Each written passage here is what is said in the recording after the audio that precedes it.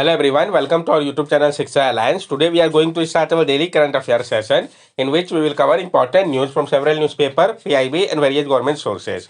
So let's begin our session. Our first topic is stone inscription of Grantham. तो जो stone inscription आपका मिला है ग्रंथम का, इसके बारे में हम जानेंगे। Research team from Tamil Nadu has discover 2 stone inscription near Kangayam in Tamil Nadu. तो कहाँ से डिस्कवर किया गया ये भी इंपॉर्टेंट है। तो जो रिसर्च टीम है तमिलनाडु के, उन्होंने डिस्कवर किया है 2 स्टोन के इंस्क्रिप्शन को कांगयाम के पास से तमिलनाडु के। ये जो इंस्क्रिप्शन है ये इंक्लूड करता है 11th सेंचुरी ग्रंथम को और 16th सेंचुरी तमिल इंस्क्रिप्शन को। ग्रंथम इंस्क्रिप्शन के बारे में हम जान ले। Granthan inscription created by Tamil for writing the North Indian language were found near the Aman shrine inside the Shiva temple। जो ग्रंथम इंस्क्रिप्शन है जिसको क्रिएट किया गया था तामिल्स के द्वारा लिखने के लिए नॉर्थ इंडियन लैंग्वेज को, ये पाए जाते हैं जो अमन श्राइन है इनसाइड शिवा टेम्पल के पास। उसमें ये जो स्टोन है ये बियर करता है ग्रेफिटी मार्क को, और जो राइटिंग है वो चारों साइड में वॉल का देखा जा सकता है। ये डिपिक्ट करता है सिम्बल्स को, जैसे कि स्टैंडिंग लैम्प, त्रिशूल, कॉन्स और मून सिंबल को। तमिल इंस्क्रिप्शन जो कि पाए गए हैं, तो 16th सेंचुरी तमिल इंस्क्रिप्शन जो कि पाए गए हैं इनसाइड विष्णु टेम्पल के भी, ये प्रोवाइड करता है हिस्टोरिकल डिटेल्स को, जो पोट्री मेकिंग था और जो डोनेशन था लाइटिंग और जो परपेचुअल लैंप का टेम्पल के लिए। यहाँ पे आप देख सकते हैं इस इंस्क्रिप्शन को जिसको पाया गया है। नेक्स्ट टॉपिक हमारा साउथ एशियन यूनिवर्सिटी। तो हम जानेंगे साउथ एशियन यूनिवर्सिटी के बारे में। Delhi High Court has observed that the South Asian University has the status of international organization and is entitled to privilege and immunity from the writ jurisdiction under Article 226 of the Constitution of India। Delhi high court ने observe किया है कि जो south Asian university है जिसका status है international organisation का, और वो इंटाइटल है प्रिविलेज और इम्यूनिटी के लिए रिट जुरिस्डिक्शन से आर्टिकल 226 के अंतर्गत कॉन्स्टिट्यूशन ऑफ इंडिया के। यूनिवर्सिटी को कैरेक्टराइज किया गया है इंटरनेशनल इंस्टीट्यूशन के रूप में। ये डिजर्व करता है इसके पावर को 2007 इंटर गवर्नमेंटल एग्रीमेंट के माध्यम से। इसके बैकग्राउंड को हम पहले समझते हैं। ये जो है आया था जब एक हियरिंग प्ली किया जा रहा था साउथ एशियन यूनिवर्सिटी को लेके, जो उनके एसोसिएट प्रोफेसर है उनके लिए, जिनको शो क्लॉज नोटिस इश्यू किया गया था एलेज इन्वॉल्वमेंट को लेके स्टूडेंट प्रोटेस्ट में। कोर्ट ने कहा है कि जो साउथ एशियन यूनिवर्सिटी है ये इंजॉय करता है इंटरनेशनल ऑर्गेनाइजेशन प्रिविलेज और इम्यूनिटी को, और जो डिस्प्यूट है उसको एड्रेस करना होगा आर्बिट्रल ट्रिब्यूनल के माध्यम से, जैसा कि एग्री किया गया था एम्प्लॉयमेंट कॉन्ट्रैक्ट में। डिसमिस करना, मेंटेबिलिटी ऑफ प्ली, ये सब उसमें मेंशन है। Article 226 of the constitution of India give high court the power of issue writ order and direction to enforce fundamental right and other purpose. This include the power to issue writ to any person और authority including the government. जो article 226 है constitution का भारत का, ये high court को power देता है writ issue करने का, ऑर्डर या डायरेक्शन इन्फोर्स करने के लिए फंडामेंटल राइट को या किसी और पर्पस को। ये इंक्लूड करता है पावर को इश्यू करने का रिट को किसी भी पर्सन या अथॉरिटी को, जिसमें कि गवर्नमेंट भी आता है। Article 226 give high court extraordinary jurisdiction to address legal injury. This allow the high court to consider public interest and equity when making decision. और जो आर्टिकल 226 है ये हाई कोर्ट को एक्स्ट्रा ऑर्डिनरी जुरिस्डिक्शन देता है address करने के लिए लीगल इंजरी को। ये अलाउ करता है हाईकोर्ट को कि वो कंसीडर करे पब्लिक इंटरेस्ट और इक्विटी को जब वो डिसीजन ले। नेक्स्ट टॉपिक है हमारा कुटिया कौंड ट्राइब। तो हम जानेंगे कुटिया कौंड ट्राइब के बारे में। 2 individual from the Kutia Kondh community consider one of the particularly vulnerable tribal group in Odisha have been invited as special guest to attend Republic Day parade in new Delhi. तो जो इंडिविजुअल जो थे आपके कुटिया कौंड कम्युनिटी के, तो उनको कंसीडर किया गया था one of the particularly vulnerable tribal group के रूप में उड़ीसा के। उनको इनवाइट किया गया था स्पेशल गेस्ट के रूप में अटेंड करने के लिए रिपब्लिक डे के परेड को न्यू दिल्ली पे। हर एक साल जो रिप्रेजेंटेटिव होते हैं पार्टिकुलरली वनरेबल ट्राइबल ग्रुप के, उनको इन्वाइट किया जाता है union minister of tribal affair के द्वारा रिपब्लिक डे के इवेंट में। कुटिया कौंड के बारे में हम जान लें। Kutia Kondh community is located in the Belaghata area of Kandhamal district in Odisha. जो कुटिया कौंड कम्युनिटी है ये आपके लोकेटेड है बेलाघाटा एरिया में, कंधामल डिस्ट्रिक्ट ऑफ ओडिशा में। Kutia Kondh are major section of the Kandha tribe who speak Kui a Dravidian language. They are known for their buffalo sacrifice ritual called Kedu to worship their earth goddess. जो कुटिया कौंड है इनको जानते हैं हम मेजर सेक्शन ग्रुप में Kanha tribe के, जो कि क्यू भाषा बोलते हैं, जो कि एक द्रविडियन लैंग्वेज है। इनको जाना जाता है उनके बुल सेक्रीफाइस रिचुअल के कारण, जिसको कि वो केडू कहते हैं। वो वर्शिप करते हैं अर्थ गॉडेस का। नेक्स्ट टॉपिक है हमारा एएमयू माइनॉरिटी स्टेटस डिस्प्यूट। तो जो अलीगढ़ मुस्लिम यूनिवर्सिटी के माइनॉरिटी स्टेटस को लेकर डिस्प्यूट है, इसके बारे में हम डिटेल में समझेंगे क्या इश्यू है सब कुछ को। Legal dispute over Aligarh Muslim University minority status is currently under consideration by a 7-judge Supreme Court bench led by Chief Justice D.Y. Chandrachud. जो लीगल डिस्प्यूट है अलीगढ़ मुस्लिम यूनिवर्सिटी के माइनॉरिटी स्टेटस को लेके, इसको कंसीडर किया जा रहा है 7 जज के सुप्रीम कोर्ट के बेंच के द्वारा, जिसको कि लेट किया गया है D.Y. चंद्रचूड़ के द्वारा। बैकग्राउंड को समझते हैं सबसे पहले इश्यू का। ये जो डिस्प्यूट है अलीगढ़ मुस्लिम यूनिवर्सिटी के माइनॉरिटी कैरेक्टर को लेके, ये ओरिजिनेट करता है इसके लीगल चैलेंजेस को लेके जो AMU एक्ट है 1920 का, जिसमें सिग्निफिकेंट अमेंडमेंट किया गया था 1951 और 1965 में। ये चेंज किया गया था जो कि इंक्लूड कर रहा था रिप्लेस करना लॉर्ड डायरेक्टर को विजिटर से, प्रेसिडेंट ऑफ इंडिया से, और अलाउ करना नॉन मुस्लिम को यूनिवर्सिटी कोर्ट पे। सुप्रीम कोर्ट ने 1967 में रूलिंग दिया कि जो MU है वो एक सेंट्रल यूनिवर्सिटी है और उसको नहीं कंसीडर किया जाएगा माइनॉरिटी इंस्टीट्यूशन के रूप में। इसने रेज कर दिया क्वेश्चन को MU के माइनॉरिटी कैरेक्टर को लेके, जो कि चैलेंज कर रहा था नोशन को कि इसके स्टेटमेंट जो है, इस्टेब्लिशमेंट जो ये पूरी तरीके से जो एफर्ट था मुस्लिम माइनॉरिटी का उसके द्वारा हुआ है। 1981 में MU को रिकॉग्नाइज किया गया इंस्टीट्यूशन ऑफ नेशनल इंपॉर्टेंस के रूप में यूनियन गवर्नमेंट के द्वारा। सुप्रीम कोर्ट का जो रूलिंग था 1967 का, इसके कारण प्रोटेस्ट इरप्ट हुआ और बाद में एक अमेंडमेंट किया गया जो कि अफर्म करता है AMU के माइनॉरिटी स्टेटस को 1981 में।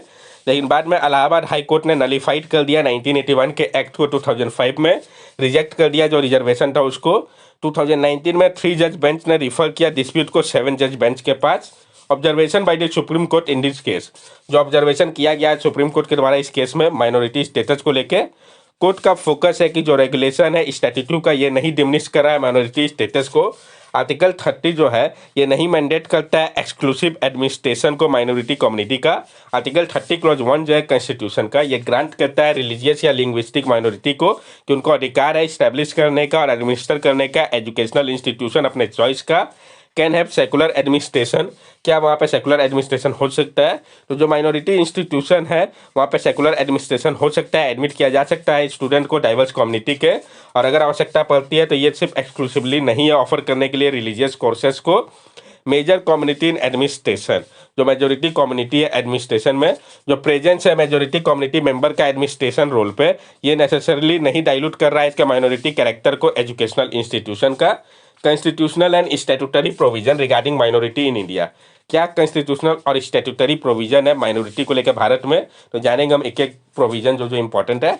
आर्टिकल 29 क्या कहता है? ये ग्रांट करता है अधिकार कंजर्व करने का डिस्टिंक्ट लैंग्वेज, स्क्रिप्ट या कल्चर को किसी भी सेक्शन को सिटीजन के भारत के प्रोटेक्ट कर सकते हैं वो दोनों ही रिलीजियस या लिंग्विस्टिक माइनॉरिटी को। जो टर्म सेक्शन ऑफ सिटीजन है ये इंक्लूड करता है दोनों ही माइनॉरिटी और मेजोरिटी को। आर्टिकल 30 क्लॉज 1 ये एम्पावर करता है रिलीजियस और लिंग्विस्टिक माइनॉरिटी को कि वो इस्टेब्लिश कर सकते हैं और एडमिनिस्टर कर सकते हैं एजुकेशनल इंस्टीट्यूशन को, इंश्योर कर सकते हैं नॉन डिस्क्रिमिनेटरी एड को यूनियन गवर्नमेंट के। आर्टिकल 25 ये प्रोटेक्ट करता है freedom of conscience and practice, profession and propagation of religion को। आर्टिकल 26 ग्रांट करता है रिलीजियस डिनोमिनेशन, जो राइट है इस्टेब्लिश करने का, मेंटेन करने का इंस्टीट्यूशन को रिलीजियस और चैरिटेबल पर्पस के लिए। आर्टिकल 27 ये प्रोवाइड करता है फ्रीडम को कंपलसरी पेमेंट ऑफ टैक्सेस से, जो कि प्रमोट कर रहे हैं किसी भी पर्टिकुलर रिलीजन को। आर्टिकल 28 ये अलो करता है फ्रीडम को, जो कि अटेंडेंस को लेकर रिलीजियस इंस्ट्रक्शन और वर्शिप का किसी भी एजुकेशनल इंस्टीट्यूशन पे। नेशनल कमीशन फॉर माइनॉरिटी, जिसको कि इस्टेब्लिश किया गया था 1992 पे national commission for minority act के माध्यम से, ये एडवाइस करता है सेंट्रल और स्टेट गवर्नमेंट को जो वेलफेयर या डेवलपमेंट है माइनॉरिटी कम्युनिटी का। इनिशियली ये कवर कर रहा था मुस्लिम, क्रिश्चियन, सिख, बुद्धिस्ट और पारसी, जैन को इंक्लूड किया गया इसमें कब 2014 पे, मतलब जैन पहले इसमें नहीं थे।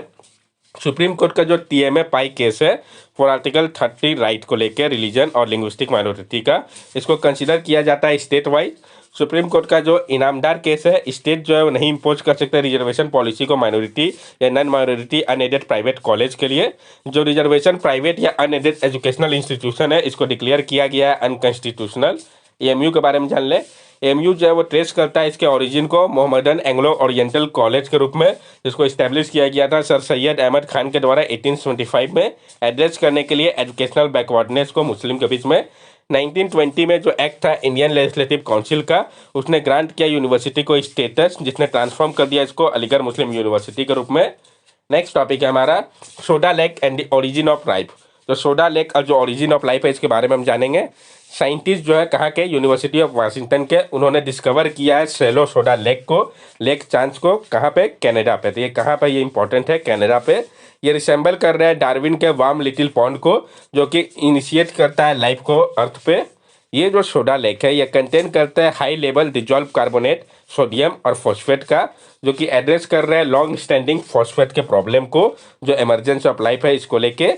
जबकि कन्वेंशनल बॉडीज जो है वाटर के, उसमें लो फॉस्फेट लेवल होता है। सोडा लेक जो कि लास्ट चांस लेक है कनाडा का, वो concentration up to 1 million times higher है उस पर। ये जो स्टडी है ये सजेस्ट कर रहा है कि इस टाइप का जो इन्वायरमेंट है जो प्रिवलेंट है अर्ली अर्थ के समय पे, वो कॉमन हो सकता है दूसरे प्लेनेट में भी। और ये मदद करेगा जो ओरिजिन है लाइफ रिसर्च का उसमें, और जो सर्च किया जा रहा है हैबिटेबल कंडीशन का बियॉन्ड हमारे सोलर प्लेनेट के रिसर्च में कंट्रीब्यूट कर सकता है। Darwin warm little pond hypothesis, जो डार्विन का वार्म लिटिल पॉन्ड हाइपोथेसिस है, इसके बारे में भी हम जान ले। ये प्रपोज करता है कि जो लाइफ है अर्थ में वो ओरिजिनेट हुआ था सेलो बॉडीज में वाटर के, जहाँ पे हाई टेम्परेचर और कॉम्प्लेक्स मॉलिक्यूल जो थे वो स्पॉन्टेनियसली बन रहे थे। ये जो पॉन्ड है ये संबल करते हैं सोडा लेक के रूप में, जो कि प्रोवाइड करते हैं आइडियल कंडीशन को सिंथेसिस के लिए की बायोमोलिक्यूल्स का। व्हाट इज फॉस्फेट प्रॉब्लम, ये फॉस्फेट प्रॉब्लम है क्या? ये रिफर करता है जो चैलेंज है थ्योरीज है एमरजेंस को लेकर लाइफ का अर्थ में। आरएनए डीएनए जो कि क्रूशियल मॉलिक्यूल है लाइफ के, साथ साथ जो मेम्ब्रेन है लिविंग सेल के, उनको आवश्यकता पड़ती है एक बैकबोन की नेचुरली ऑक्योरिंग मॉलिक्यूल की एलिमेंट फॉस्फोरस का, जिसको कि हम फॉस्फेट कहते हैं। लेकिन जो कॉन्सेंट्रेशन है फॉस्फेट का ये जरूरी है फॉर्म करने के लिए इन बायोमोलिक्यूल्स को लेबोरेटरी एक्सपेरिमेंट के लिए, जो कि up to 1 million times higher है जो लेवल नॉर्मली पाए जाते हैं रिवर्स लेक या ओशियन में। ये जो डिस्पैरिटी है रिक्वायर्ड और नेचुरली ऑक्योरिंग फॉस्फेट लेवल का, ये एक चैलेंज था समझने में कि किस तरीके से लाइफ जो है वो इसेंशियल बिल्डिंग ब्लॉक है और किस तरीके से ये बनता है नेचुरल कंडीशन में अर्थ के। लास्ट चांस लेक के बारे में भी हम जान ले। It is a shallow murky soda lake in British Columbia Canada. It is located on federal land and seat above volcanic rock. जो आपका लास्ट चांस लेक है ये शैलो मर्की सोडा लेक है ब्रिटिश कोलंबिया कनाडा पे। तो कहाँ पे located है ये इंपॉर्टेंट हो जाता है, और ये लोकेटेड है फेडरल लैंड और सिट कर रहे हैं अबव वोल्केनिक रॉक के पास। That's all for daily current affair session. अगर आपको हमारी वीडियो अच्छी लगी हो तो हमारे चैनल सब्सक्राइब करें, हमारे वीडियो को लाइक करें और ज़्यादा से ज़्यादा शेयर करें। These are our social media link. From here also you can stay connected with us and give us your valuable feedback. Thank you and have a nice day.